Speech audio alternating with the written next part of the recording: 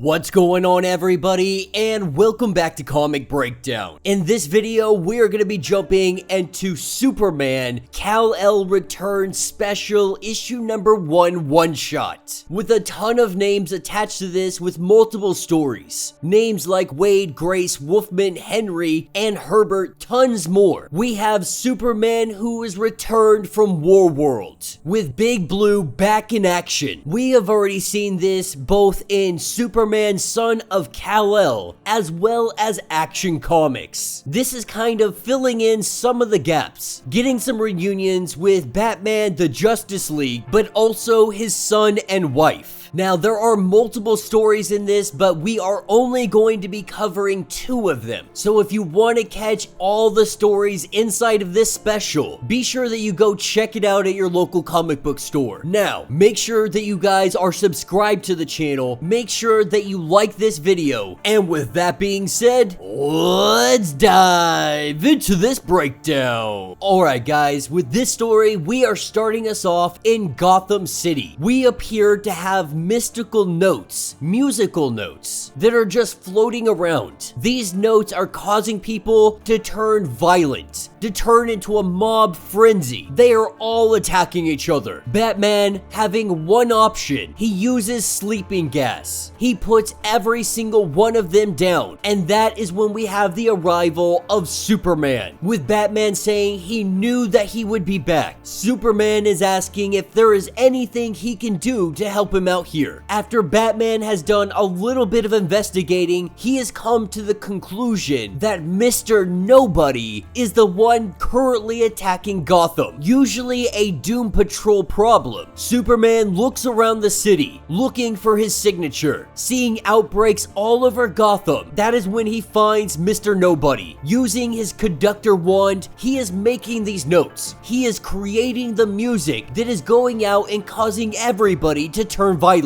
As Superman rushes over there, he grabs that conductor wand and he snaps it in half. Mr. Nobody, with tears in his eyes, saying that he destroyed a priceless artifact, an irreplaceable one. This is when Mr. Nobody tries to trap them inside of a comic book, not really understanding anything that is going on. That might be what saves them, as Batman lets it be known that he is trying to think with a rational mind. They have to think outside of the confines, that they conclude that they are trapped, and so they are. They are limited by reason, as Mr. Nobody twists reality from the surreal plane of his power. What they have to do is to think of something else, to concentrate on something else, like magnolia flowers. As the 2 of them concentrate as hard as they can, their prison is broken. This is when Mr. Nobody tries to make them his henchmen, trying to make them part of the Brotherhood of Nothing. It doesn't take long for them to also break free of this, saying that they won't because they don't have to. They are well aware of this. With Mr. Nobody being trapped inside of that wand, the 2 of them head back to the Greystone. They head back to have breakfast, and we just see the 2, they catch up like old-time friends, like the brothers that they are. They eat, they chit-chat, they reminisce. And that is what will take us over to Venice, Italy. We have Clark Kent here with his beautiful wife. Now this is an interesting part, because it says over the past 2+ years, he has seen some of the most magnificent sights in all of the galaxies. Now we're not sure if he is actually talking about his time away at Warworld, or just his time up in the stars being Superman. Now it doesn't necessarily specify where he was or how long he has been gone when he was away on Warworld. Maybe it's just a generalization about him seeing all the beauty that is out there in all those galaxies, but the most beautiful thing standing in front of him is his wife. Though it is a very specific thing to put into the comic, saying that he was gone for 2 years. I really do hope they elaborate on this a little bit more. Maybe they were just, he's talking about seeing things over the last 2 years. But if they are talking about his time out there in space,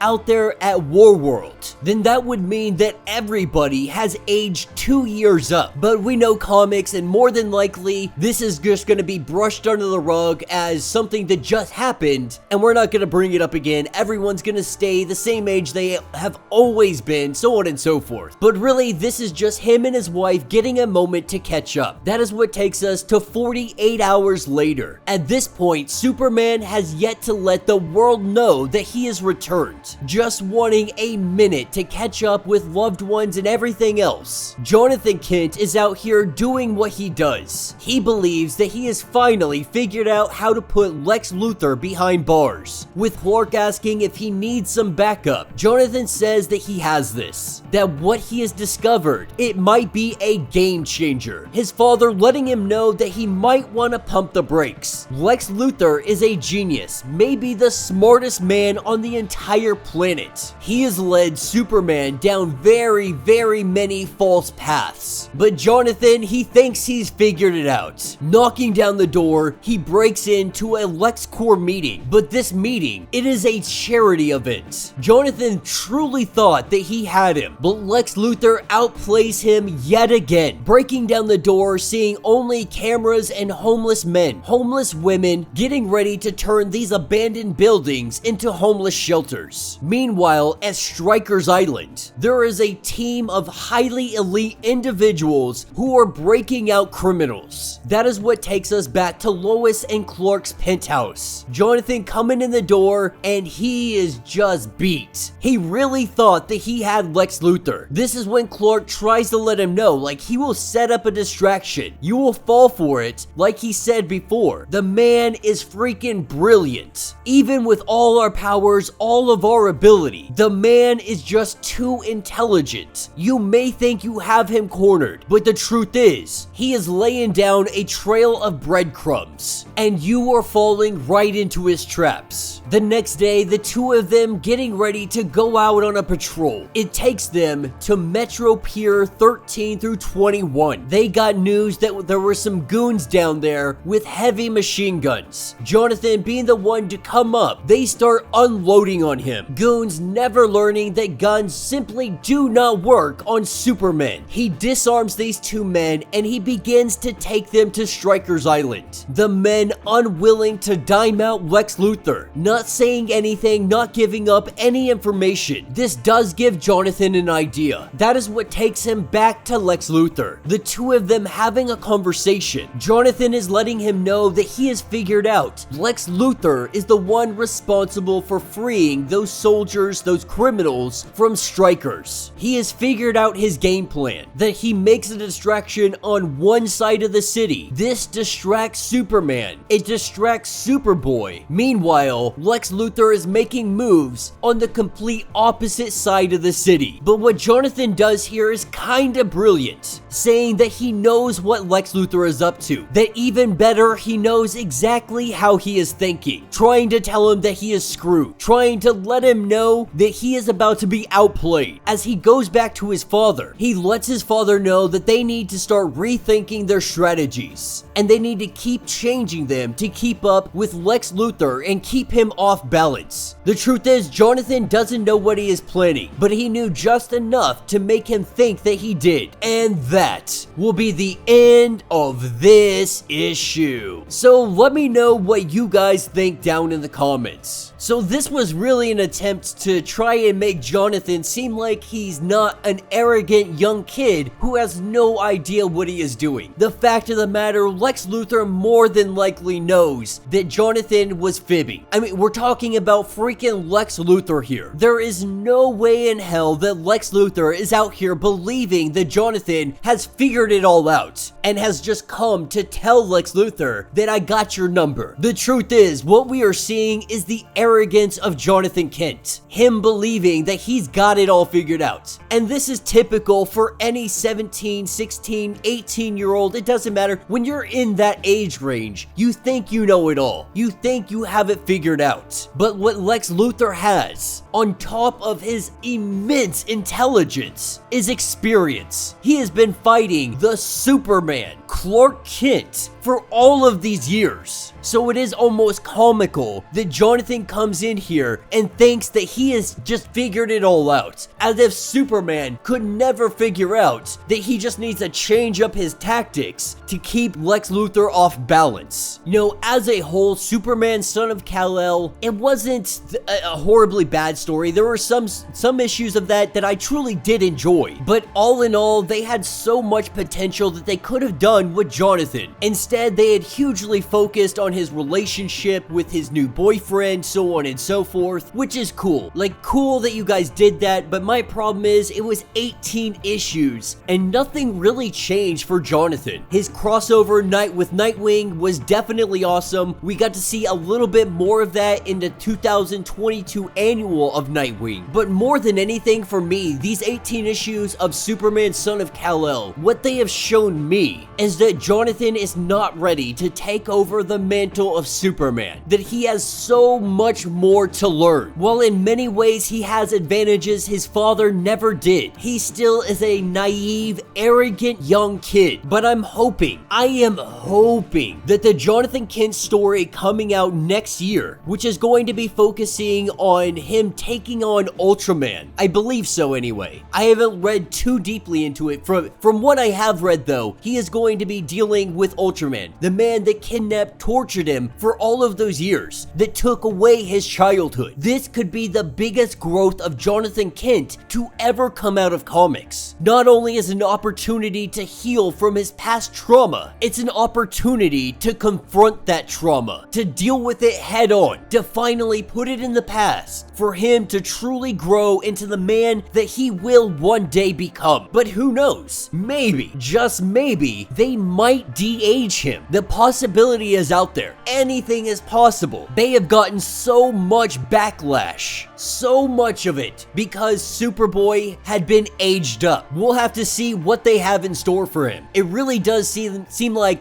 Tom Taylor, DC Comics, they really are digging in to keeping him this age, keeping him bisexual, so on and so forth, because they are getting so much pushback on things like Twitter and Facebook and Instagram and all those things. They've gotten so much pushback, I feel like they are kind of digging their heels in, but we're gonna have to see. We will see what the future holds. Either way, if they de-age him, they keep him the same age, I'm on board for it. All I want is a good story. I want a good, true character growth story for Jonathan Kent. Whether that be him defeating Ultraman or him being de-aged, either way, I'm on board to see what is in his future. But let me know what you guys think. Let me know your thoughts. Let me know your theories. If you would like to get caught up on everything going on with this series, be sure to check out the link in my description as well as the top of this video. It is going to get you completely caught up on everything going on with Action Comics as well as Superman Son of Kal-El. If you would like to support the channel, you can always do so by joining the channel membership, much like Patreon, having 5 different tiers from $1 to $50, from loyalty badges to getting free comics every single month. Not only does this help out the channel tremendously, you are getting tons of perks in the process. Now, if you cannot do this, please do me a favor, subscribe to the channel, like this video, hit that notification bell, and with that being said, until the next breakdown.